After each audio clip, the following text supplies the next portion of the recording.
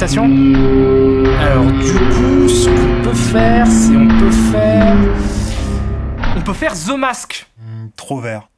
Eh ben, je sais pas, alors je sais pas de quel film parler. Moi, je sais.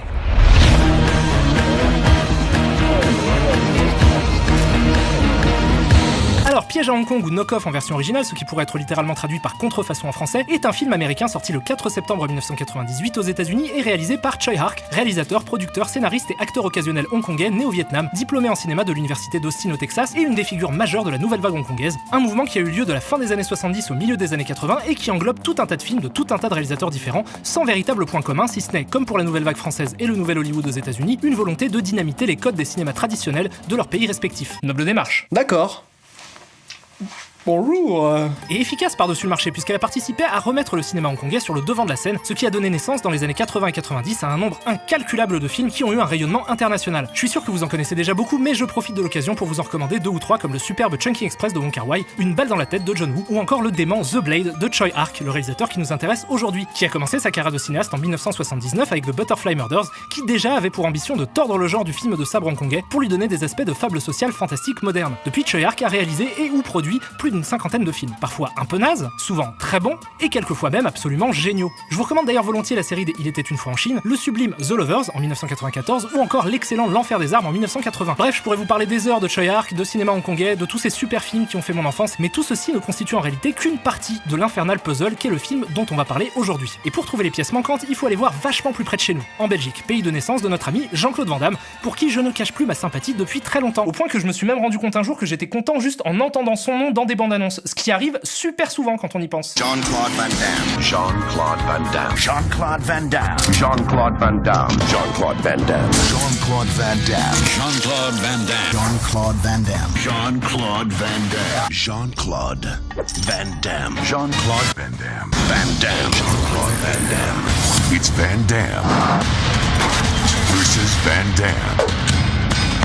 Jean-Claude Van Damme.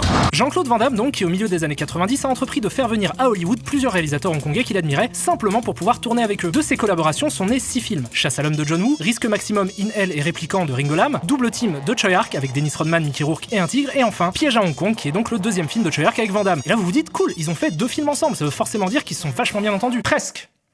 Dans le sens pas du tout du mot presque. Puisqu'à l'inverse de John Woo, qui a réussi rapidement à se faire sa place dans le cinéma d'action hollywoodien après ses fresques vandamières, Tsui Hark sortira frustré de son expérience américaine et aura l'impression d'avoir été dépossédé de ses films par les studios, ce qui lui fera rapidement quitter les États-Unis et retourner faire des films à Hong Kong après une petite pause de 2 ans. Il reviendra en 2000 avec l'excellent Time and Tide et continuera sa carrière qui d'ailleurs se poursuit toujours aujourd'hui avec des films comme La bataille de la montagne du tigre. Le film qui nous intéresse aujourd'hui est donc le film du divorce entre Tsui Hark et Hollywood, l'acte de décès d'une perspective avortée qui aurait pu nous donner à voir un des piliers du cinéma hongkongais amorcer un tournant international dans sa carrière. Un film donc qui pleure sous le signe des rêves brisés sur la tombe de l'espoir, et si tout cela vous rend un peu morose, n'ayez crainte, il y a cette scène.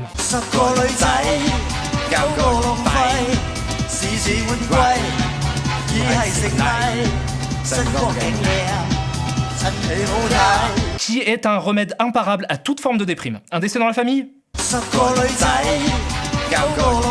Un coin de table dans le genou? Donc, Piège à Hong Kong se déroule à Hong Kong évidemment en 1997, quelques jours avant la rétrocession de Hong Kong à la Chine par le Royaume-Uni, après 150 ans de pouvoir dicté par des Occidentaux et marquant la fin de l'Empire britannique. Et c'est dans ce contexte troublé et incertain que nous sommes présentés au héros de notre histoire, Marcus Ray, représentant commercial pour la marque de jeans V6, interprété par Jean-Claude Van Damme, qui bosse avec son bon ami Tommy Hendrix, interprété lui par Rob Schneider, acteur à la filmographie existante. Oui. Donc au départ, on suit le quotidien de ces 2 gars-là qui consistent à gérer leur commerce pas très consciencieusement étant donné qu'une partie de leur stock est constituée de produits de contrefaçon et que Marcus a l'air de traîner avec des gens pas super recommandables comme son ami de longue date, Eddie, dont le cousin est un mafieux local. Ding ding. Voilà, ça, c'est le postulat de départ. Petite course de pouce-pouce? Allez. Ouais, donc il se passe ça, il y a cette course de pouce-pouce, ce qui est... Bon, surprenant, hein, mais surtout illégal et super dangereux parce que personne dans la ville n'a été prévenu, alors que ça a l'air d'être un gros événement quand même, c'est assez ouf. Ok, pardon, pause. Une petite seconde. Est-ce que Rob Schneider vient de fouetter le cul de Jean-Claude Van Damme avec une anguille? Allez, vous êtes, va ton cul, allez, secoue-toi. Alors je sais que la blague du camoulox a déjà beaucoup été faite, mais il y a Rob Schneider qui fouette le cul de Jean-Claude Van Damme dans une course de pouce-pouce.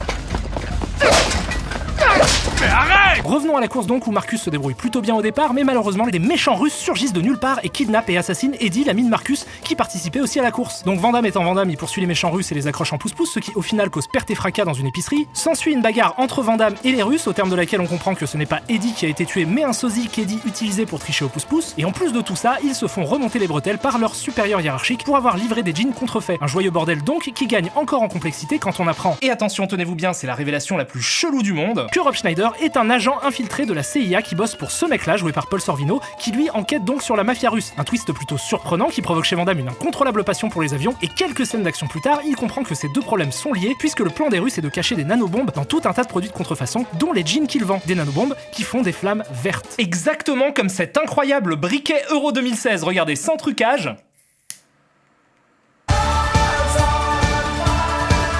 Et ainsi de faire chanter les superpuissances mondiales en leur demandant 100 millions de dollars tous les mois. Des chiffres complètement aléatoires pour un plan de méchant qui l'est tout autant, mais qui pour aboutir a dû passer par Eddie, le pote de Marcus qui devait se charger de cacher les nanobombes dans les produits de contrefaçon, mais qui, quand il a compris le plan des méchants, a choisi de se débarrasser des bombes, ce qui fait que les Russes veulent se venger.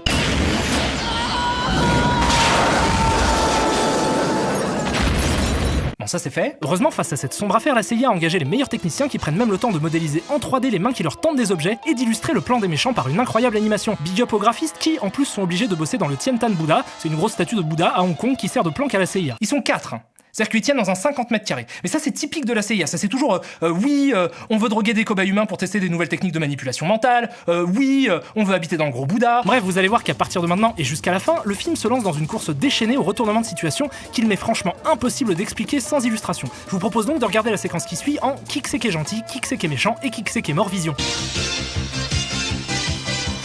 Donc, d'un côté, on a les gentils avec Marcus, Tommy, son collègue qui est en fait un agent de la CIA, Harry, un autre agent de la CIA, Karen, leur supérieur hiérarchique dans la boîte de jeans, Eddie qui est mort et son cousin mafieux Skinny qui pense que Marcus a tué Eddie. T'es un homme mort! Tu as tué Eddie! De l'autre, on a les méchants qui pour l'instant sont tout un tas de Russes. Dit comme ça, c'est super simple. Sauf que Van Damme comprend que Skinny était en fait un méchant qui bosse avec les Russes. Donc il le kidnappe et l'emmène à Harry. Mais Van Damme découvre aussi que Karen était présente au moment du meurtre d'Eddie, ce qui selon lui fait d'elle une méchante également. Ensuite, une explosion détruit le gros Bouddha et tue Harry et Skinny. Ils sont donc morts. Cependant, il s'avère que Karen est en réalité un agent infiltré de la CIA, donc une gentille. Puis, elle et Tommy se font kidnapper par les Russes et Marcus va les sauver. On apprend alors que Harry n'est pas mort et qu'il a réussi à survivre à l'explosion. Super nouvelle. Néanmoins, pas si bonne que ça puisque Harry était depuis le début un agent double qui bossait pour les Russes, ce qui fait de lui un méchant. Et je suppose que la façon dont je vous raconte ça vous fait comprendre que ce qui est important c'est que c'est super confus. Mais en fait, ce qui est incroyable dans ce scénario, c'est pas que tout le monde soit quelqu'un qu'il ne semble pas être, mais juste que, de tous les personnages du film, le seul qui ne fait pas partie d'un gang, d'une mafia ou d'une organisation gouvernementale, c'est celui interprété par Jean-Claude Van Damme. Ce qui signifie qu'il est le seul personnage qui, supposément, n'a pas reçu d'entraînement. Alors peut-être a-t-il un passif de super soldat, mais c'est pas précisé dans le film. Donc, à ce qu'on sache, Jean-Claude Van Damme, dans ce film, joue un vendeur de jeans. Et je suis sûr qu'il y a plein de vendeurs de jeans super badass dans le monde, mais là, il arrive à tenir tête à la mafia russe, à la mafia hongkongaise, à la CIA, même à des marchands de fruits. C'est quand même vraiment étrange dans cet univers où n'importe qui dans la rue peut être un agent double de se dire que ce mec-là est juste un expatrié lambda. Sauf que c'est pas un expatrié lambda.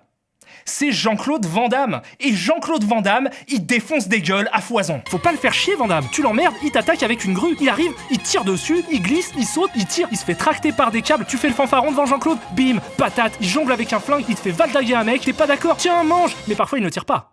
Parce que c'est aussi ça, être un héros. Être un héros, c'est aussi comprendre que le monde n'est pas... Non, je déconne. Il tranche la gorge de ton pote avec ta propre arme, il te décapite, et après il te lance des containers à la gueule que t'as plus. T'as pris tes pilules? Plein. Donc vous vous doutez bien que la conclusion du film va être assez convenue. Van Damme et les gentils s'en sortent, les bombes sont neutralisées, et les méchants sont vaincus, à l'exception d'Harry, le traître. Ce qui va nous emmener à la dernière scène du film, qui est...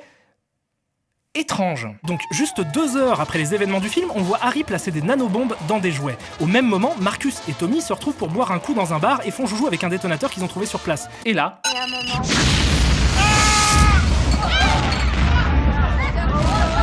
À ta place, je laisserai courir. On n'est pas doué en électronique. Wesh! Il y a tellement de problèmes dans cette micro-séquence de quelques secondes, c'est incroyable. Déjà, bon, c'est un détail, mais c'est pas une fenêtre, ça. Ça, c'est un écran. Ensuite, qu'est-ce que ces 2 gars foutent là à se bourrer la gueule 2 heures après avoir tué des dizaines de terroristes russes? Y a pas genre des papiers à remplir? Et puisqu'on en est à parler de conscience professionnelle, quel agent de la CIA se balade bourré avec un détonateur? Bon, sûrement plus que ce qu'on peut imaginer. Oublions ça aussi. Le plus important, c'est... qu'est-ce que c'est que cette réaction? Je laisserai courir, on n'est pas doué en électronique. Parce que là, c'est pas juste étrange, c'est dérangeant. Déjà parce qu'il faut être complètement con pour pas faire le lien entre le fait qu'ils viennent d'appuyer sur un détonateur et l'explosion, une explosion verte, et surtout parce que, même si ça n'avait rien à voir, il y a quand même une énorme explosion chez le voisin. C'est qu'il faut faire quelque chose, surtout si on est de la CIA. Faut pas juste rester là, à boire des coups devant la télé. Mais ils s'arrêtent pas en plus. Mais vous êtes des gens mauvais, ma parole, mais c'est pas possible. Fermez vos gueules. Ok, stop, on arrête ce calvaire, le film est fini. Vous en avez pensé quoi? Nul. Complètement à chier. C'était dur. Eh ben ça ne m'étonne pas. Parce qu'au cours de mes pérégrinations sur internet, j'ai pu constater que vous n'étiez pas les seuls, puisqu'à la sortie du film, le monde s'était crié d'une voix unanime qu'on était face à une effroyable merde. Et qu'aujourd'hui, il réussit encore la prouesse de totaliser 92% de critiques négatives sur Rotten Tomatoes. Des critiques parfois pleines de charme, à l'image de celle-ci, qui dit que le film aurait mieux fait de s'appeler Jack Off. Et là, j'avoue que je me retrouve dans une situation assez particulière, parce que il s'avère que j'aime ce film. Oh, Mais non. tu me dégoûtes. Alors Gilles, va falloir faire soigner ça, hein, et oui, j'aime bien ce film. Donc évidemment, à partir de là, je vais devoir m'inscrire en faux contre les critiques. Mais avant, j'aimerais quand même préciser que je suis assez d'accord avec plusieurs points que soulèvent ces dernières. À savoir que le script est confus, le point de départ de l'intrigue franchement stupide, et que les acteurs sont sur une autre planète. Tous ces points-là sont justes, et j'en suis complètement conscient. Et pourtant, j'aime le film. Pourquoi? Essayons d'abord de le resituer dans son contexte. Comme je le disais au début, Piège à Hong Kong est le second film américain de Tsui Hark, le premier étant Double Team en 1997, déjà avec Van Damme. Et ce qu'il faut bien comprendre, c'est qu'en 1997, Tsui Hark avait déjà derrière lui presque 20 ans de carrière à Hong Kong et une trentaine de films réalisés, sans compter ceux qu'il a produits et ou écrits. Bref, c'était une superstar. Mais la superstar d'une industrie sur le déclin, puisqu'au milieu des années 90, le cinéma hongkongais sort de son âge d'or et amorce une longue chute libre. Le nombre de films produits par an descend drastiquement et les spectateurs se dirigent progressivement vers des grosses productions américaines. Si bien qu'au final, entre 1992 et 1999, le chiffre d'affaires de l'industrie passe de 1,2 milliard de dollars hongkongais à 345 millions. La faute à plusieurs facteurs divers et variés, comme la crise économique asiatique de 1997, l'augmentation du prix des tickets ou encore le développement du piratage des films en Asie du Sud-Est. Donc déjà, c'est une époque pas facile. Mais en plus de ça, le contexte politique rend les choses encore plus compliquées. Car à l'approche de la rétrocession de Hong Kong à la Chine, plusieurs stars hongkongaises décident de partir pour les États-Unis. Alors, je sais pas exactement s'il y a un lien direct entre leur départ et la rétrocession, mais les dates collent, et il existait à l'époque une réelle crainte de beaucoup de Hongkongais quant à l'avenir de la future ex-colonie, qui redoutait un régime chinois trop répressif. Bref, que ce soit lié ou pas, on a vu quelques réalisateurs hongkongais partir vers l'Occident. Et selon moi, ces départs sont symptomatiques d'un large processus d'appropriation culturelle qui a vu Hollywood siphonner littéralement le cinéma d'action hongkongais, de ses audaces formelles à ses chorégraphies. C'est pas du tout une critique parce que ça, en vrai, tous les pays le font, et le cinéma hongkongais de cette époque-là, bien évidemment, était inspiré de cinéastes étrangers aussi. Par contre, dès lors qu'il s'agit de faire venir des gens,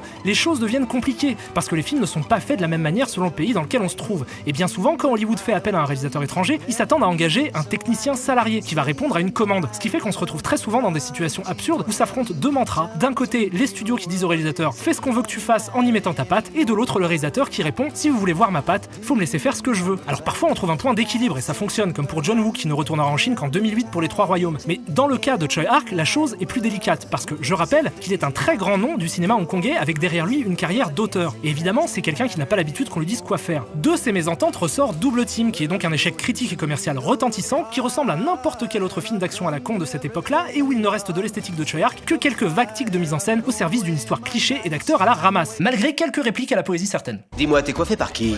Achille ou Zavata? Le dernier qui s'est foutu de mes cheveux, je lui ai carré la tête dans le cul jusqu'au poumon. Ta vie sexuelle, j'en ai rien à cirer. Bref, le naufrage de Double Team aurait pu suffire à entériner l'incompatibilité des ambitions de Tsui Hark et de la réalité d'Hollywood, mais il s'avère qu'un autre film naîtra de cette alliance contre nature. Alors, est-ce que ça vient d'une initiative personnelle ou est-ce qu'il était simplement tenu par contrat de faire un autre film? J'en sais rien. Mais le fait est qu'il remet le couvert quelques années plus tard. Voilà, ça c'était pour resituer un peu le contexte. Dans cette situation, on aurait pu imaginer que Tsui Hark allait se contenter de proposer un petit film d'action tranquille, sans grandes ambitions dans la lignée de Double Team et mettre tout ça derrière lui. Sauf que c'est pas du tout ce qu'il va faire. Et c'est pour ça que ce film m'intéresse autant. Parce qu'au lieu de faire un Double Team bis, il décide de faire deux choses. Premièrement, se venger. Et c'est un truc qu'on ressent très tôt, le film est à charge contre Hollywood. Et pour démontrer ça, il faut que j'arrête d'utiliser son titre français. Donc, en version originale, le film s'appelle Knock-Off, ce qui signifie contrefaçon. Et je vais pouvoir rebondir sur une critique négative que j'ai lue, et qui dit que jamais un film n'avait aussi bien porté son nom que Knock-Off. Et ben encore une fois, je suis d'accord avec ça. En fait, ce que je crois comprendre du film, c'est que pour exprimer sa vengeresse fureur, il utilise ce scénario débile de vendeur de jeans explosifs. C'est pas bien, les gens ils veulent pas d'explosifs dans leur jeans. Eh oh, ça dépend qui, mon vieux. Comme une métaphore pour tirer à vue sur le cinéma d'action américain, et lui renvoie au visage dégage le cliché qui consiste à dire que les Hongkongais sont les rois de la contrefaçon. Hong Kong, c'est un peu la contrefaçon ville. C'est vrai, ils copient tout, de Benetton à Fila jusqu'au Puma. En pointant du doigt que le cinéma d'action américain est lui-même une contrefaçon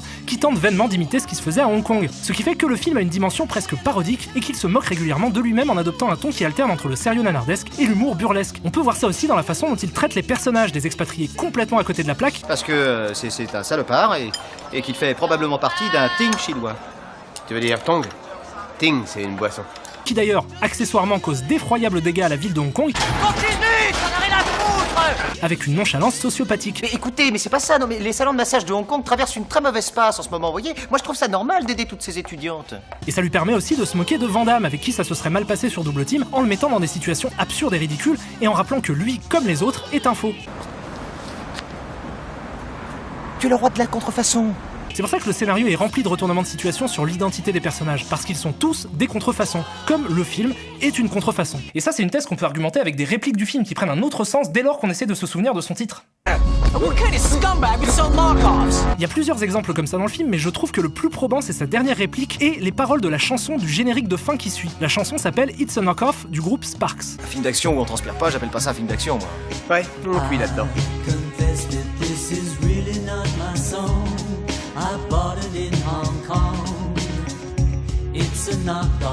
Donc voilà, tout ça pour dire que c'est un film beaucoup plus énervé et méchant qu'il n'y paraît, et on pourrait même peut-être aller un peu plus loin en se disant que le film traduit aussi de la sorte les craintes et l'incertitude de Hong Kong à la veille de la rétrocession et son ressentiment envers l'Occident. Enfin, on pourrait faire ça si c'était pas un film où Rob Schneider fouette le cul de Jean-Claude Van Damme avec une anguille. Mais le truc c'est que ce que je viens de vous dire là, ça rend pas le film meilleur à mes yeux. C'est pas parce que c'est cynique que j'apprécie le film, parce que quand bien même je salue l'audace de la démarche, c'est pas parce que le film se moque de la bêtise de son intrigue que son intrigue n'en demeure pas moins idiote. En fait, c'est quelque chose d'autre qui me plaît. Alors je vous ai dit qu'un des objectifs de Choi Ark était de se venger, mais pas seulement. Il y a un autre truc. Il s'entraîne. Et pour que ça saute aux yeux, il faut absolument que vous voyez son film d'après, Time and Tide. Déjà, parce que c'est selon moi un excellent film, et là pour le coup je pense qu'on est tous d'accord. Ouais. On est d'accord. Alors oui, mais en même On temps, est tous d'accord. Mais aussi parce qu'il est très intéressant à regarder après avoir vu Knock Off. Alors, j'adore Time and Tide, c'est un de mes films d'action préférés des années 2000. C'est bien joué, c'est nerveux, découpé, parfois confus, mais c'est surtout particulièrement inventif quand il s'agit de trouver des manières originales de montrer l'action. Je trouve ça génial à regarder. Il y a une idée originale par plan. Regardez-moi ça, putain, c'est complètement fou quoi.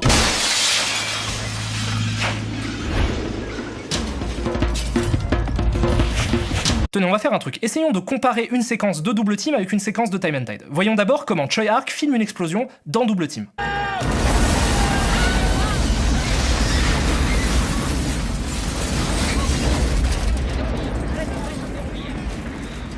Maintenant, regardons comment il filme une explosion dans Time and Tide.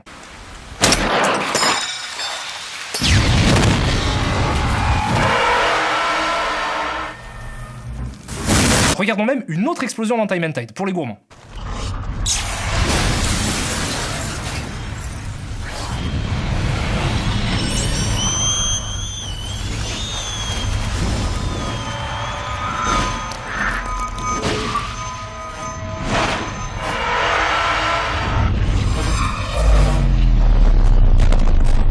Au-delà du caractère convenu de la séquence de Double Team, ce que je trouve parlant, c'est que dans cette scène, ce qu'on nous montre, c'est un acteur. Le choix du cadre, le ralenti, sont au service de la représentation du personnage de Mickey Rourke. Parce que Double Team est un film d'action américain réalisé par Choi Ark. Time and Tide, au contraire, est un film de Choi Ark. Donc ce qu'on nous donne à voir dans Time and Tide, en fait, c'est le travail du réalisateur. Ce sont ces idées formelles qui constituent le principal intérêt du film. Et bien, il s'avère que nombre de ces idées viennent directement de Knock Off, que Choi Ark a réussi à tourner à Hong Kong, ce qui lui a permis d'avoir plus de liberté quant à sa façon de filmer, et qu'il a donc pu utiliser ce film pour expérimenter des idées de mise en scène et réfléchir à des manières créatives de filmer l'action. Il y a plein de plans de Time and Tide qui sont des suites logiques de plans de Knock Off. Et du coup, Knock Off peut être considéré comme un brouillon de Time and Tide. Et c'est pour ça que j'aime bien ce film. Parce que le fait qu'il utilise Knock Off comme brouillon, ça fait du film une œuvre riche en termes de mise en scène. Et il s'avère que j'adore ça. Je suis tout à fait d'accord pour dire que le film est mal écrit, mal joué, confus, et même parfois franchement juste méchant, mais je le trouve jouissif à regarder comme l'étrange objet filmique qu'il est. C'est-à-dire une sorte de parodie expérimentale burlesque de film d'action que je peux pas vraiment recommander à tout le monde parce que beaucoup, je pense, le trouveront ridicule et vulgaire, mais qui moi me communique un sincère plaisir de cinéphile curieux, captivé par la seule envie de voir avec quel mouvement de caméra improbable on va me retourner le cerveau. Et je sais que je suis absolument minoritaire, donc j'ai pas envie de laisser penser que je suis dans une sorte de relativisme absolu où le bon et le mauvais n'existent pas. J'ai pas non plus envie de vous convaincre que mes goûts sont les bons, mais par contre, ce que je pense, c'est que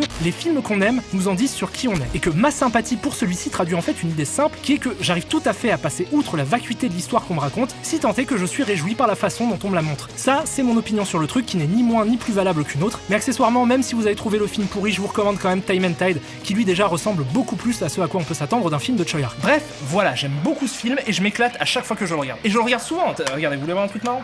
J'ai tellement usé le DVD, le truc il est tranchant comme une putain de lame de rasoir. Donc c'est un bon film? Eh ben oui, moi je trouve que c'est plutôt un bon film. Ça a l'air bien. Je ne l'ai jamais vu. Eh ben monsieur le régisseur moustachu Attends, mais c'est pas toi qui nous l'as filé le truc? Attention, l'homme pastis. Où ça? Eh Oh pardon, je suis désolé.